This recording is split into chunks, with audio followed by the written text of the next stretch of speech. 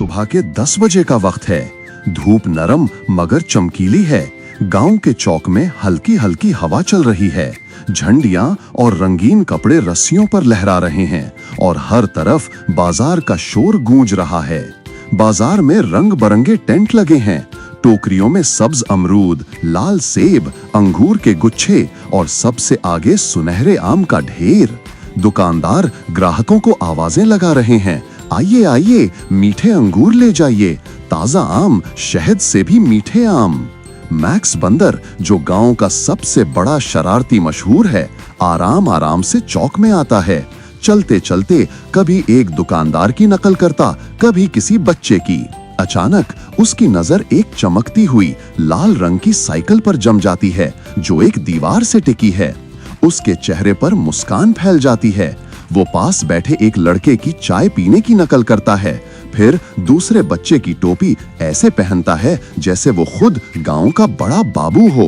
करीब ही फल फरोश फ्रैंकलिन सफेद टोपी पहने ग्राहकों से आम के दाम पर बहस में मसरूफ है।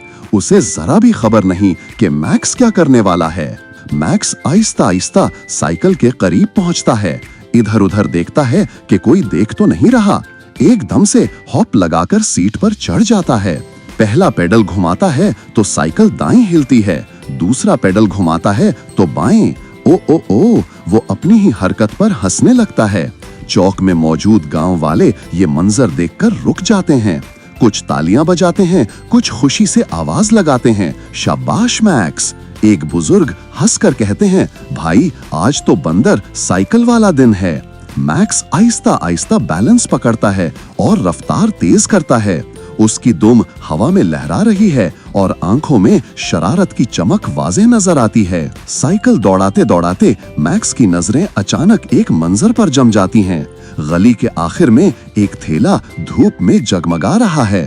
ठेले पर जर्द और नारंगी रंग के आम का इतना ढेर लगा है कि दूर से ही खुशबू आ रही है। मैक्स की आंखें गोल हो जाती हैं। वो खुशी से चीखता है, वाह आम, मेरे सबसे प्यारे आम। वो साइकिल को आगे झुककर पूरी ताकत से पेडल मारता है। कुछ गांव वाले एक दूसरे को देखकर हंस पड़ते हैं। बस देखो, अब तमाशा शुरू होने वाला है। मैक्स के दिमाग में ब्रेक का ख्याल तक नहीं आता। हवा उसके कानों में सीटी बजाती है और आम उसकी नजरों में और भी बड़े लगने लगते हैं। लोग शोर मचाने लगते हैं, रुको रुको, लेकिन मैक्स के कान तक आवाज नहीं पहुंचती। फिर धड़ाम, साइकिल सीधा ठेले से टकराती है। पहिए एक तरफ, मैक्स दूसरी तरफ और आम हर तरफ बिखर जाते हैं। कुछ आम गली में लुढ़कते हैं, कुछ बच्चों के कदम में आकर रुक जाते हैं और एक आम तो पास वाले दूध वाले के बाल्टी में जा गिरता है। गांव वाले हंसी और हैरत के बीच फंस जाते हैं।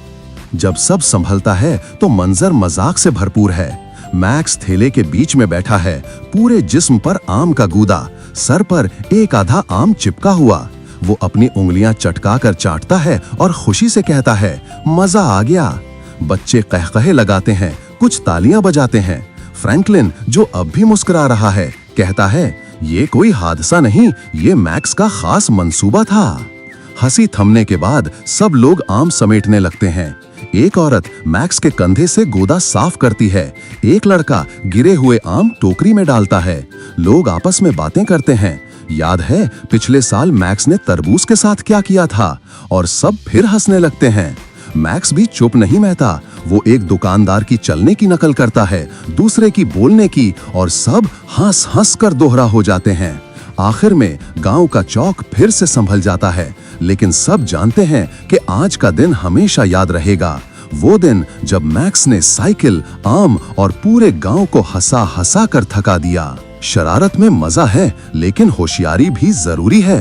अगर मैक्स थोड़ा ध्यान देता तो न ठेला टूटता और न आम गिरते। खेल और मजाक अपनी जगह, लेकिन दूसरों की चीज का ख्याल रखना भी जरूरी है। और हाँ, आम हमेशा आराम से खाओ, धड़ाम से नहीं।